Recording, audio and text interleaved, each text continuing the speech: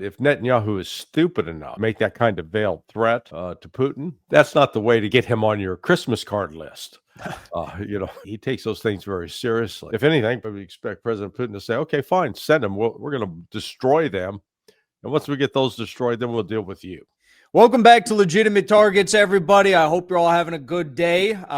You probably having a good day unless you are one of the many thousands of U.S. military personnel who may or may not be deployed very soon in an effort to safeguard Israel's interests in the Middle East amid a possible new war against Iran. So we're going to be talking about that with our guest today, Larry Johnson, ex-CIA analyst, and now bona fide truth teller. You can find him all across the internet, and I see him a lot on Judging Freedom. So, Larry, I hope you're doing well.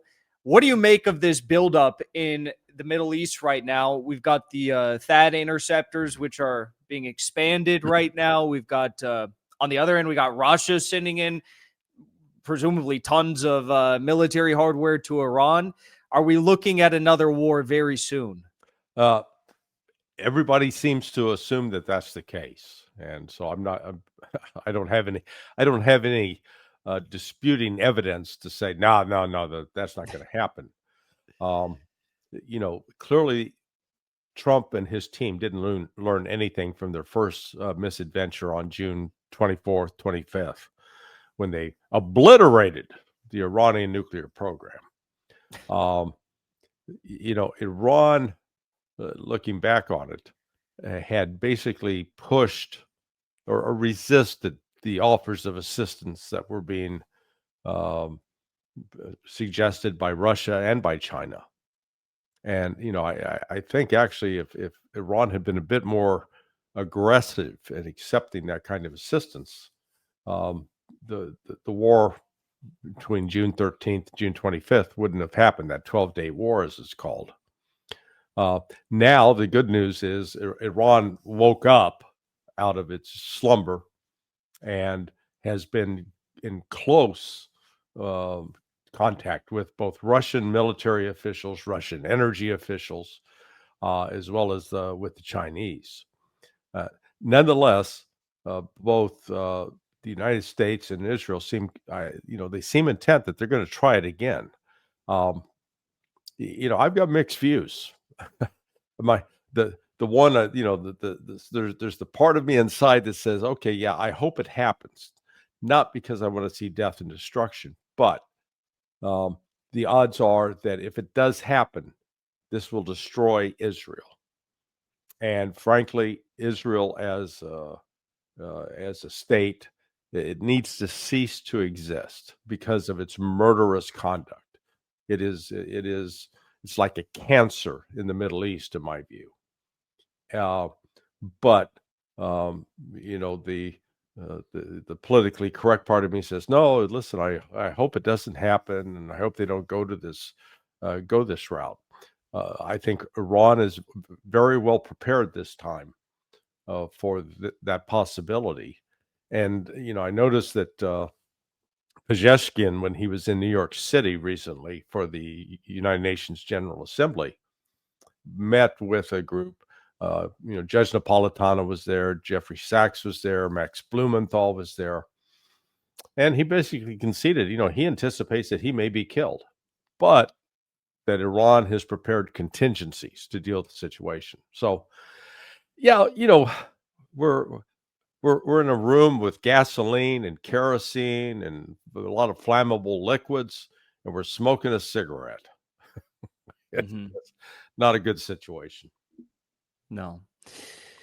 But I do sympathize with what you said about I guess the accelerationist approach to this. As outside observers, if there's one thing that can be appreciated from something as horrific as this, it would be, the destruction of Israel.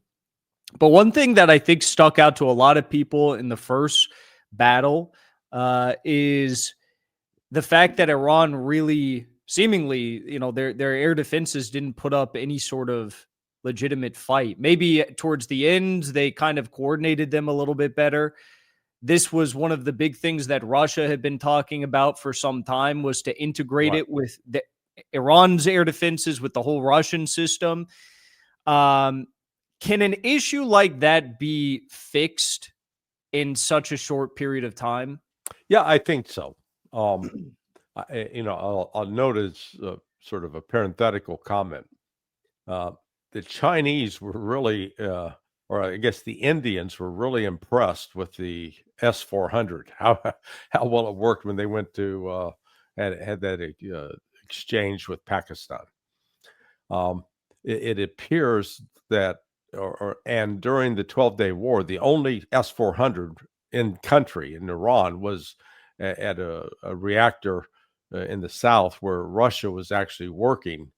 And the Russians, I understand, told the United States and Israel, don't even think about attacking us. But and steered clear. Both Russia, both the United States and Israel steered clear of that. But it appears now that Iran has been willing to. They're either taking in the Russian system or the Chinese system. It'd be foolish of them, I think, to try to take two and try to integrate two. They need to take one and integrate that in a comprehensive way. But clearly, Iran has been in a different mindset. It was about 2 weeks ago, 3 weeks ago, the chief of staff of the Iranian Defense Forces was in Moscow, and meeting with a variety of people, so that they've elevated their contacts.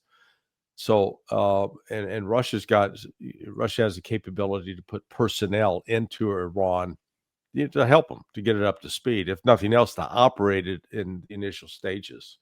So that's why I think Iran is in a much better position to withstand an attack. It's not going to be this surprise attack like that took place. And it's worth noting that what happened on June 13th, where the Israelis fully anticipated they'd decapitate the Iranian leadership and therefore cause complete chaos in the government. Within 12 hours, they were up and running and launching retaliatory strikes into Israel. So it just shows the West does not understand Iran. Yes. As for the relations with Russia, I don't know if this is true, but I saw a post today, and it could be true. Putin and Netanyahu had that phone call a few days ago, and apparently there was some discussion about these Russian military cargo aircraft heading into Iran. Also, a few days prior to that, Ukraine was out boasting about how they had new Israeli delivered defense systems, I think, at their disposal. And supposedly on this call, Netanyahu suggested that those sorts of deliveries to Ukraine might increase if Russian military cargo jets continue landing in Iran. That seems a bit of a flagrant conversation. I don't know if that's really how it went down, but there clearly is this diverging of powers between Russia and Israel, and they're really seemingly breaking off right now. What do you think? That's an accurate assessment? Is this what we're witnessing? I don't know why President Putin has exercised so much patience towards Israel. While it's I understand that roughly 2 million Russian citizens are also citizens of Israel. Now, but these so-called former citizens of Russia, they don't harbor warm feelings towards the motherland because they left. It's the typical Zionist mentality that they view Russia as evil. So they're not going to go out of their way to be kind. I think Russia could do a lot more to rein in Israel. Working with China and India, embargo them, shut them down, no more trade. But if Netanyahu is stupid enough to make that kind of veiled threat to Putin, The one thing I've observed of the man over the last 26 years is uh, that's not the way to get him on your Christmas card list. He's he takes those things very seriously. Um, so I guess I question whether that kind of exchange actually took place, because if anything, Putin stuff, I would expect President Putin to say, "Okay, fine, send them. We're going to destroy them, and once we get those destroyed, then we'll deal with you." You know. Well, they did send. I saw right before we went live. Another military cargo plane landed in Iran. So Yeah. that happened after the phone call, and it is a fact that Israel sent some sort of military hardware to Ukraine. But very interesting to say the least. As for the ceasefire deal with Hamas, the United States, Israel, do you have any updates on that? I think it's just kind of fantastic that you have Israel, who's now being forced to negotiate by proxy, at least, Right. with the same people that they said they were going to crush and kill for years, that they attempted to crush and kill a few weeks ago in Qatar, and now they're being forced to negotiate with them once again. Well, yeah. So for starters, I don't, and this is not a criticism at you, but the way this thing is framed, it's like it's the United States and Hamas. Well, besides Hamas, there are 13 other Palestinian groups that are Yes. involved in this fight. Popular Front for the Liberation of Palestine, Democratic Front for the Liberation of Palestine, Abu Nidal, Palestinian Islamic Jihad. I can't name them all. So it's not just a matter of finding an agreement with Hamas. Number one. Number two, Hamas has made it very clear we're not disarming. Okay, maybe Trump and the Israelis want the deal to be we're going to disarm. We're not going to disarm. We're not going to accept this outside commission that's going to come in like what the United States set up in Iraq back in 2003 with Jerry Bremer at the head of it. And just as a side note, I once was friends with Jerry Bremer and knew him, but he stopped communicating with me. So they're not going to accept some Western dominated political government.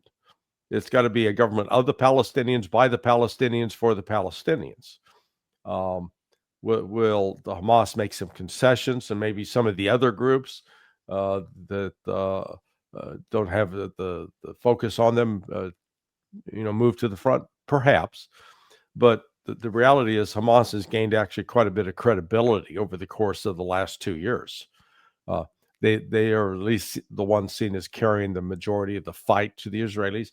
And Israel, despite all their nonsense about, we're the most powerful military in the Middle East.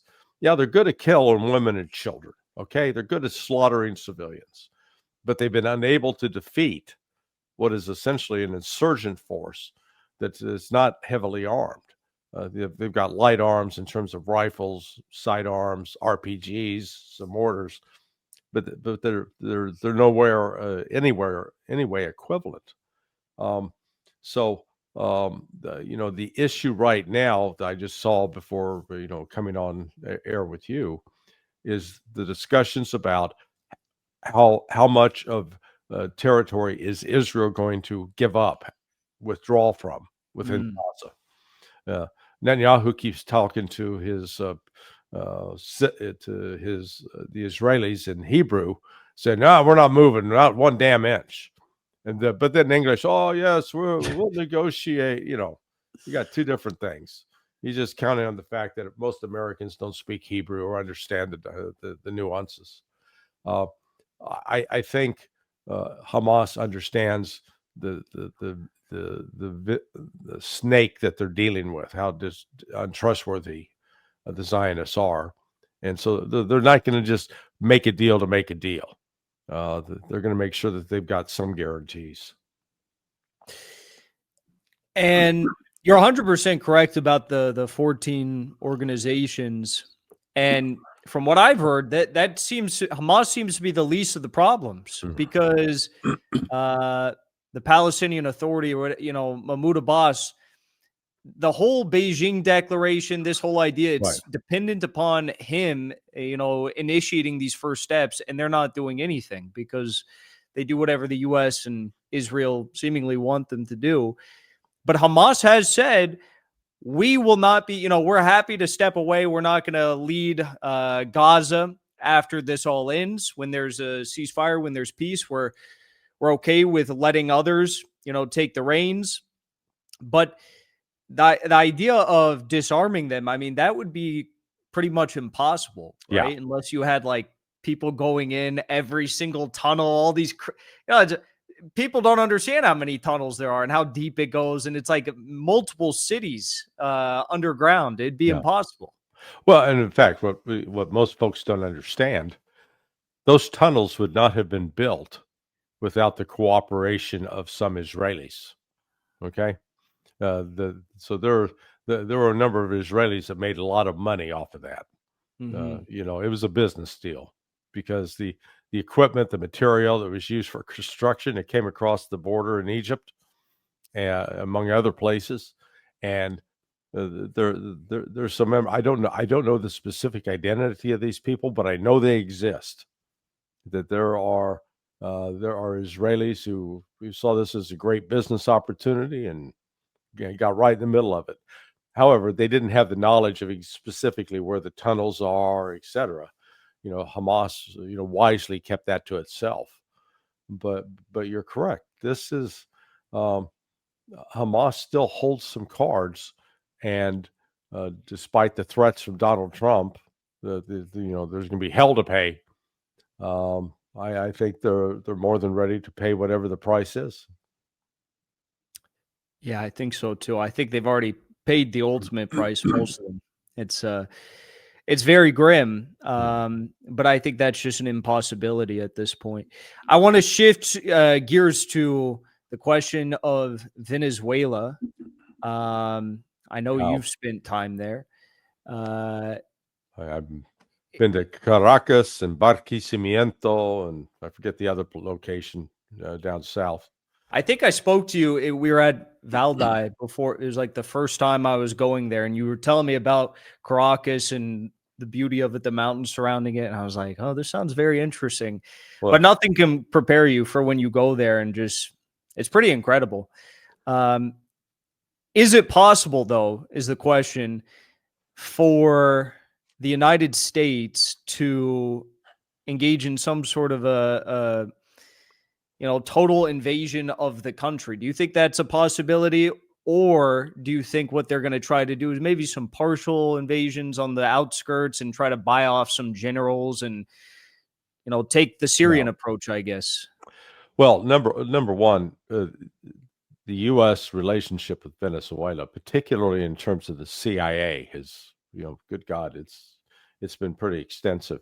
I back when I was with the Central Intelligence Agency, now, good God, 40 years ago. At the time, it's part of what I was doing. I learned that even then, the president of Venezuela was a paid CIA asset. Okay. So we've gone from a period where the CIA basically had control of the country to when Chavez came in and then replaced by Maduro, that the CIA lost control. It is. I'm sure they've been trying to buy off some Venezuelan generals, and no doubt there are a few there that are willing to accept the money. But that ploy so far has not worked. They haven't been able to manufacture the coup. The United States has currently about 4,500 Marines offshore and 3 amphibious ships. If they're stupid enough to try to land in Venezuela and go to Caracas, because you got to go to the seat of power if you're going to control the country, that is an arduous journey up a mountain road. Yes. I recall my first time there. You land at the airport, which is out on the coast, and then hop a taxi, and then you're driving up this twisting mountain road. There are ambush position after ambush position. So if the United States tried to put ground forces in and move those ground forces over land to that position, yeah, they're going to kill a lot of Venezuelans, but the Venezuelans are going to kill a lot of Marines. So I don't think that's viable. I think what's most likely is, like the United States likes to do, we bomb from above. It's our version of terrorism. We kill civilians, but we don't have to actually do it personally. It's one thing if you're standing in front of somebody and put your hands around their throat and choke them to death, or you stab them, or you shoot them. Then the death's personal. As long as you can drop those bombs from 10,000, 20,000 feet, hey, no big deal. They're not real people. I don't think that will be sufficient to dethrone Maduro. But clearly, what the United States is preparing to do is a war crime at the outset. It's illegal. There's no justification whatsoever.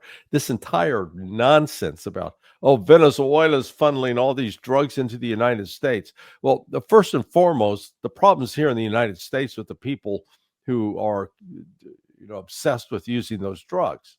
Number one. But number two, the majority of the drugs are manufactured in places like Colombia, not Venezuela, and Bolivia, and to a lesser extent. And it's being funneled up through Mexico, and it's coming across the Mexican border, or it's coming into U.S. ports. And yet we're trying to create this lie that, Venezuela is the one killing Americans. As I've said on some other shows, I had a 39-year-old nephew. He died in a bathroom that's just 60 feet from to my right here, of a fentanyl overdose 2 years ago. So, I don't take this lightly. In a way, it's personal, but what Trump's doing, it's a lie. It's a damnable lie, and it is just. I think we're headed towards that, because yesterday, Trump said, we're done with diplomacy with Venezuela. Mm-hmm. Okay. So once again, the United States is the most lawless country in the world in terms of our constant attacks on other countries. It's pretty incredible also, considering you had Rick Grinnell go down there and meet with Maduro, which diplomatic recognition of the Maduro government at the start of the Trump administration. Right. You had Chevron going down there, and they were given permits, and they were, they were getting oil out of the ground. But then this Marco Rubio wins over yet again. The neocons win again. Yeah. I guess as a final question, I don't want to keep you too long, but it seems like we're definitely headed down this road now, with the lack of the diplomatic cancellation, with the bombing of the boats, fishermen, whatever they are. And do you think that Venezuela, you said that I don't think it's going to be enough to depose Maduro, but do you think that they have the capacity to defend themselves? Because in 2019, when there was the real threats of an invasion back then, Russia was sending just plane after plane after plane. I had a friend there at the time. He said, the whole, the military airport next to the center of the city, it was just all Russian flagged, military cargo jets. Do you think they have the capacity to defend themselves, not from like a land invasion? Obviously, I think they have that. They have the militia, they have the armed forces, they have a brilliant Russian trained security service. Right. But from the air. Right. I understand that they've got some the Chinese equivalent of the S-300 air defense system. I know that both China, Russia, and Iran have had relationships and have provided military support and assistance. And candidly, that may be what's ultimately behind Trump's belligerence and bellicosity, that sort of trying to reinvigorate the Monroe Doctrine to tell these foreigners, stay out of our backyard. But I don't. I guess I believe that Venezuela does have some capability to defend itself.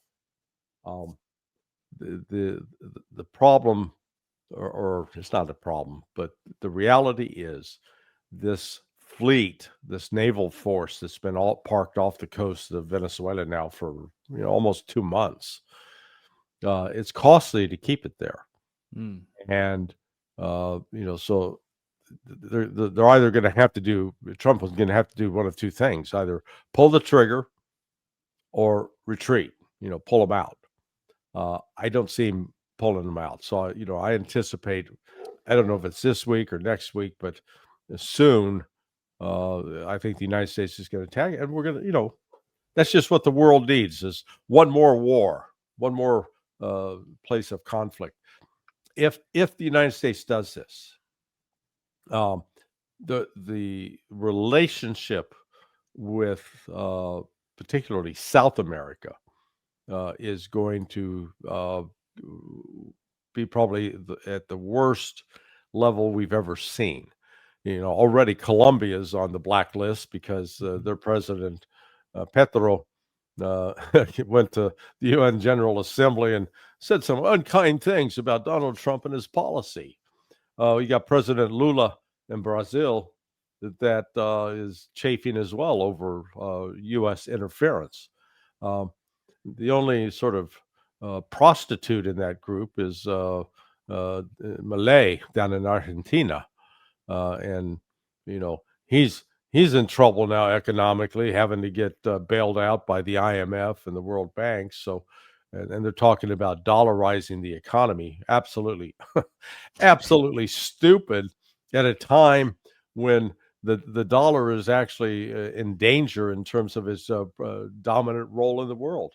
And you've got, in fact, was it just today? India announced, hey, we're buying all that Russian oil with the Chinese yuan. We're not using the dollar anymore. So world is changing. And I saw that Argentina, you saw the messages with Besant, how they sold the soybeans to China after they got the US buyout. You see that story? No, I didn't see that one. So like Argentina sold some soybeans to China as well?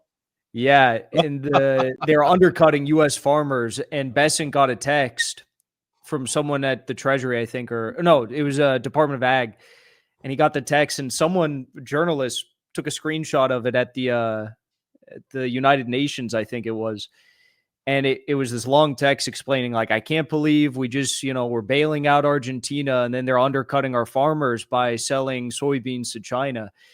So. And I was going to ask you one last quick question. Well, but before you go there, let's talk a little bit quickly about the soybeans. So, okay, was it in February that Donald Trump made that speech? The countries are lining up to kiss my ass over there. Yeah. Well, I understand that Trump went out and had one of his aides go out and buy a big tube of chapstick because he's heading to China because he's got to be kissing some Xi Jinping ass, because what the Chinese did in response to the tariffs of Trump, they said, okay, we're not buying any more of your soybeans. Screw your farmers. We're buying it all from Brazil. And so Trump's going to go over and try to beg them, please buy our soybeans. And I hope the Chinese say, no, we're done buying your agricultural products, stewing your own juices. Plus, Brazil is our partner in BRICS. We're not going to screw them.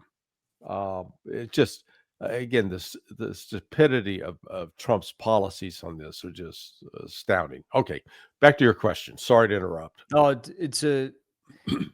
it's a story that a lot of people aren't giving any attention to because the other big aspect, I mean, there's many, but beef also. It's like a ridiculous drop off in beef purchases right now. And Australia is getting all of it from China. But the last question, I was going to ask you this earlier, but it slipped my thoughts. I couldn't remember what it was. You're too young to be forgetful. Okay, That is yeah, true. get to That be is my true. We get to get be it. We my get our age. Get occasional to be my slip up. age, and you got an excuse. Yes, yes. It came back to me. It's okay. Uh, Maduro said that they foiled the plot of a false flag bombing attack on the U.S. embassy, which I didn't even know people were in that. But that's apparently where like all the the U.S. Assets hang Yeah. out. What is that woman's name? Maria Corina Machado. I guess she lives there, and they were going to do some false flag bombing attack.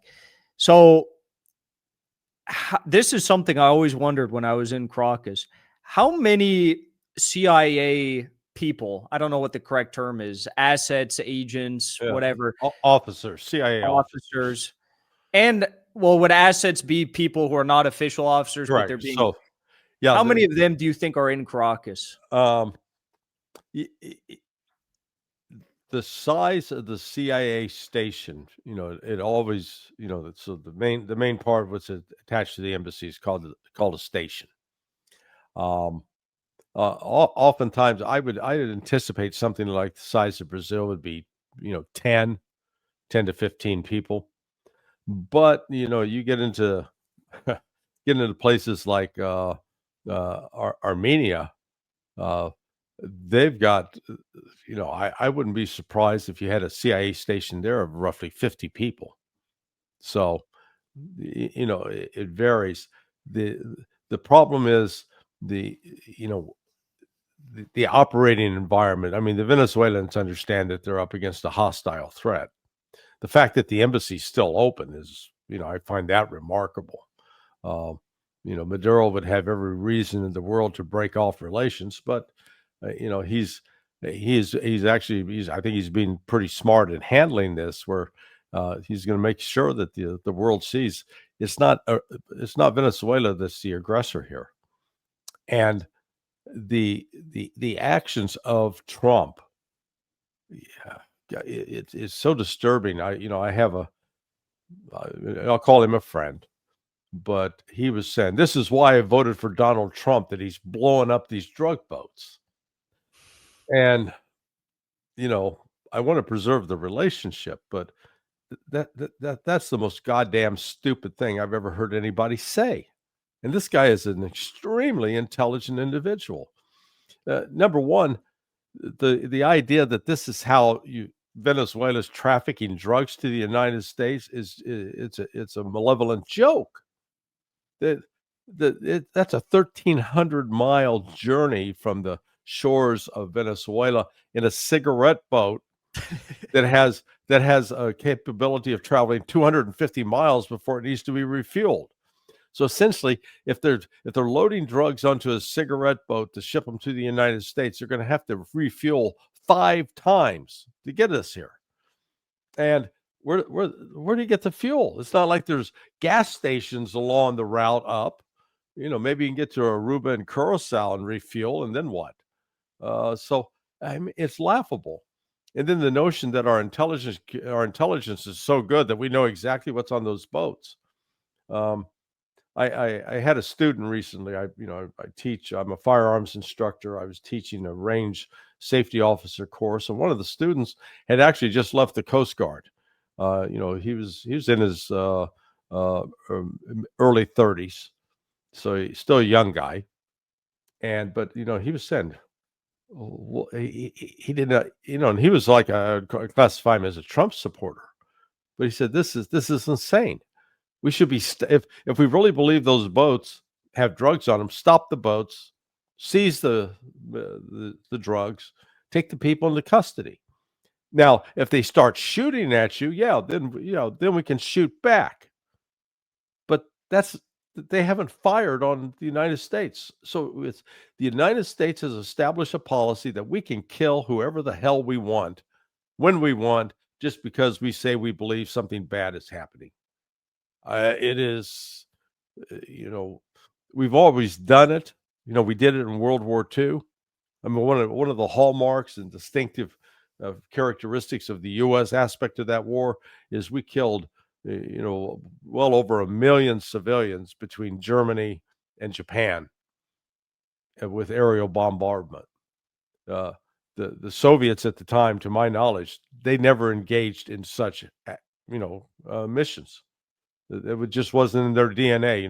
Now we're not going to go out and just kill civilians, drop bombs on them. So that difference in sort of approach to the morality of killing other human beings still persists. The United States is still, we can kill who we want, when we want, where we want.